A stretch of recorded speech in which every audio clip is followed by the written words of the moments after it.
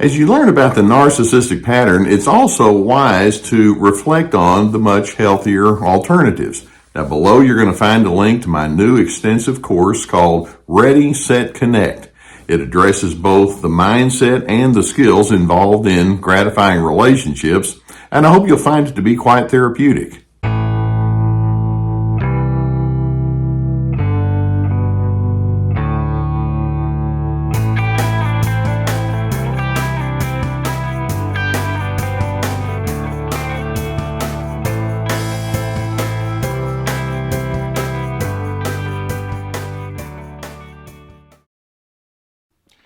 There's no denying that when you're a parent, you're going to have a strong imprint on the son or daughter that's coming up in your world. And of course, that's the way the whole thing is set up.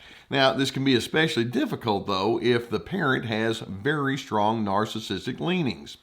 One of the most common things that I would deal with is I would talk with individuals about breaking away from other people who are narcissists, is especially the adult son or daughter who's trying to get away from and finding independence from that narcissistic parent.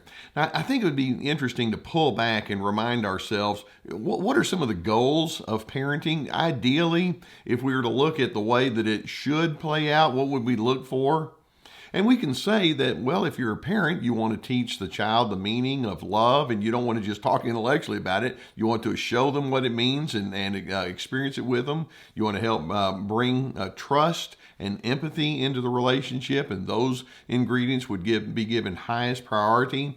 Another goal of parenting is you want to make yourself less and less necessary. And by that, I mean that you want to teach children to have an internally based sense of competence rather than saying do this and don't do this. You want to teach them to think for themselves. Who are you and what is it that you believe? And you walk them through those kind of things.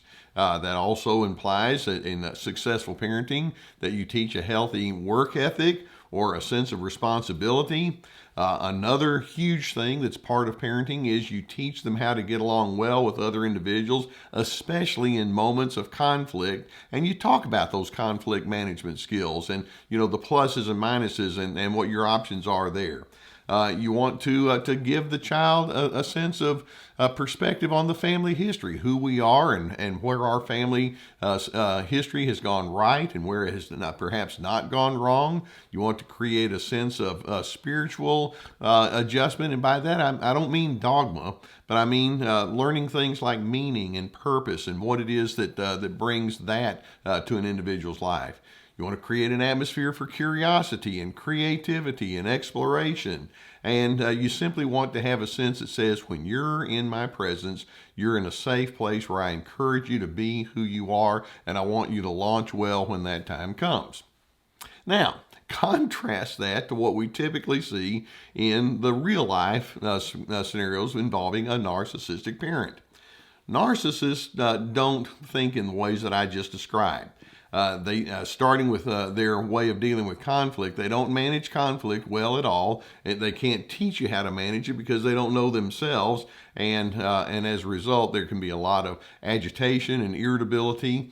Narcissists tend not to elicit thoughts and feelings from the child, but they do a lot of telling. They have a lot of imperative communication. You'd better, you're supposed to, you must.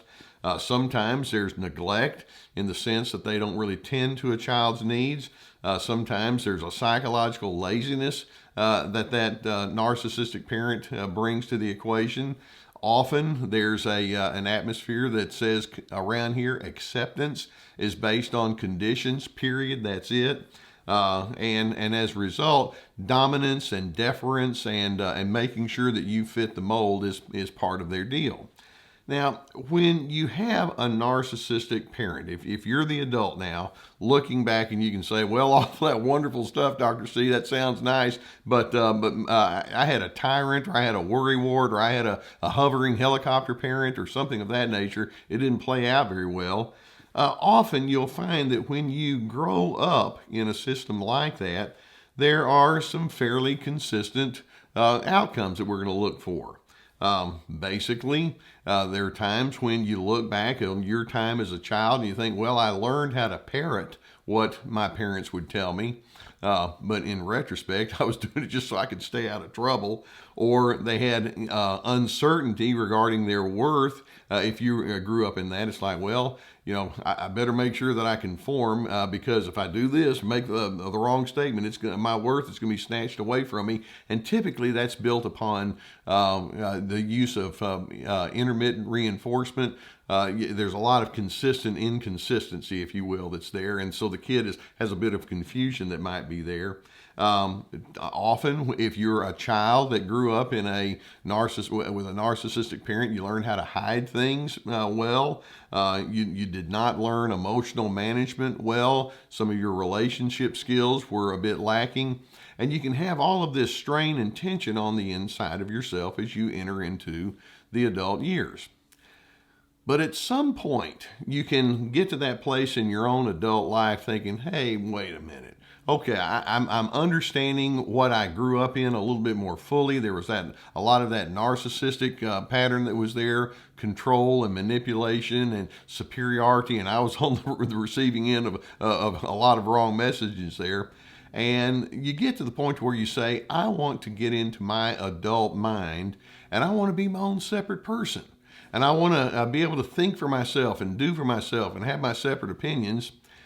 You know what happens, though, when you more or less declare that, or the narcissistic person can hear that, and you may be in your 20s when you decide this, or your 30s or 40s or 50s and even beyond. The narcissistic parent, even as you are now an adult, can still hold on to the notion that says, I have to be in control.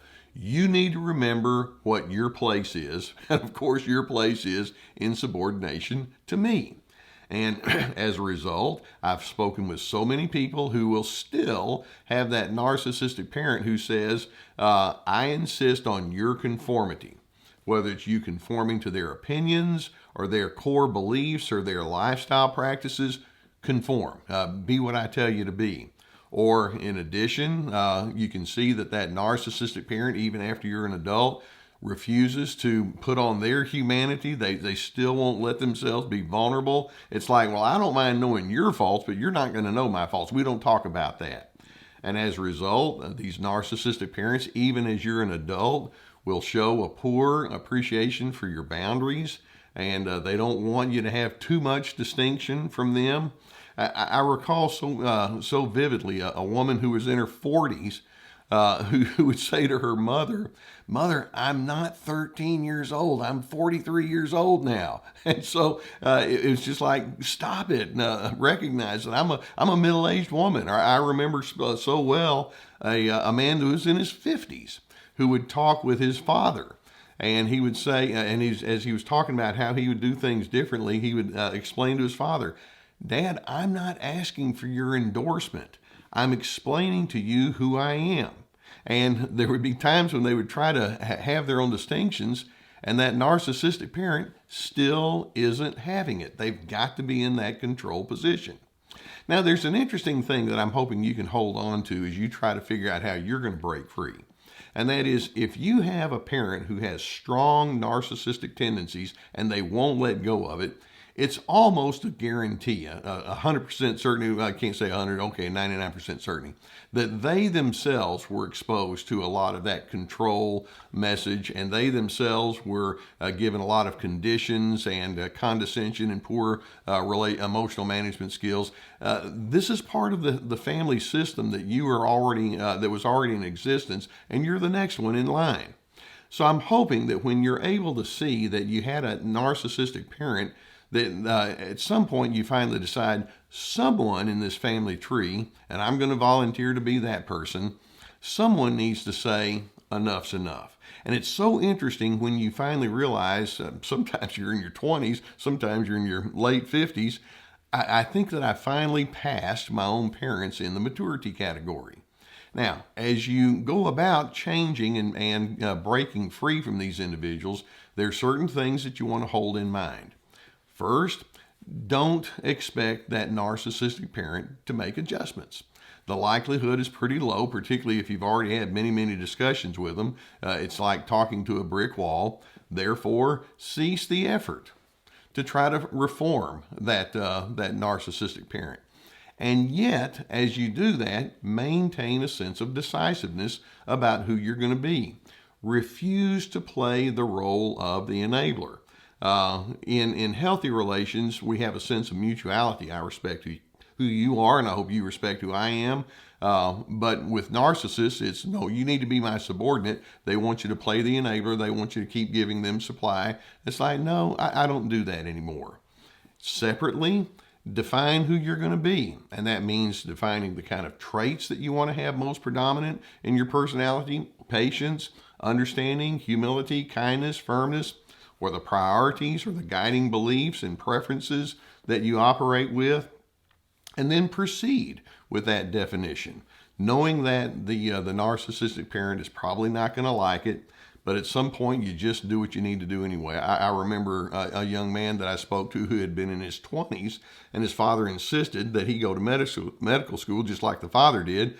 After 2 years, he decided, I never wanted to do this. He left medical school. He actually got into another business, eventually bought the business, and did quite well in something entirely different. Or I remember talking to a woman who is a middle-aged woman who finally said to her parents, I'm not going to go on all my vacations with you. I'm going to be my own separate person. Or I remember a man who was in his 50s who let his very authoritarian parents know, I don't have the same religious beliefs as you, and I'm going to go into a different direction there. And he was a very solid and decent kind of person, and he was told that it wasn't going to be very good if he did something like that. But at some point, it's like, that's who I've decided to be, and that's where I'm going to go. And you don't have to offer any particular apology for you being unique. When that narcissistic parent comes to you as an adult and you've done all that you can to say, I want to be respectful, and yet they still won't acknowledge or honor that, at some point, they're going to say more or less to you, get back into your role. And you know what I hope that you can say in reverse? You don't necessarily have to say it out loud, but in your mind you can think, no thank you. The goal of healthy parenting is to teach responsible independence. You did not teach me that, but that's a lesson that I'm learning, and that's a lesson that I'm committed to in my own separate way of thinking and being. I hope this gives you some good things to think about if you've been in this particular situation. If you've not already hit that subscribe button, I would encourage you to do so. We're going to keep more videos coming your direction. I hope you see yourself to be a lifelong learner, and that this is something that you're committed to in a healthy kind of way. Likewise, if you have a need for therapy, and sometimes the strain and the duress that's on you when you're trying to deal with something like this is very strong, it can be helpful to have someone who can come into your world and show understanding and help you find perspective. If that's a need that you have, I've been sponsored for years by the people at BetterHelp.com. Please, there's a link below that will take you to their team of licensed professional therapists, and it's a very reasonable way of dealing with things. People have found to be very effective. If that's the need you have, go through the link and get the help that you would need. Also, I've provided courses to help you along with this process. Each course has at least 25 videos with documentation going with each video. Ready, Set, Connect, about making healthy connections. This is me about establishing those boundaries. Free to be, finding yourself despite those controllers. We have webinars that are available on our website that are 90-minute presentations that you could avail yourself to, along with articles and books, etc. Plenty of resources. If you grew up in a narcissistic family system, there's a chance that narcissistic parent had a whole lot of it modeled to them. They picked up on it. They want you to buy into that whole thing. I really do hope that you can say the buck stops here. Things in my family unit are going to go in a different direction, beginning with me, and I hope I can pass something different along to the generations behind me. I hope that's your goal, and I hope that you can have a sense that says, I want to be a steady person. I'm not trying to be disruptive in the sense that I've got hard intentions. I just want to be somebody that stands for dignity, respect, and civility. And in the end, I'm hoping that I and people aligned with me can find a reasonable sense of peace.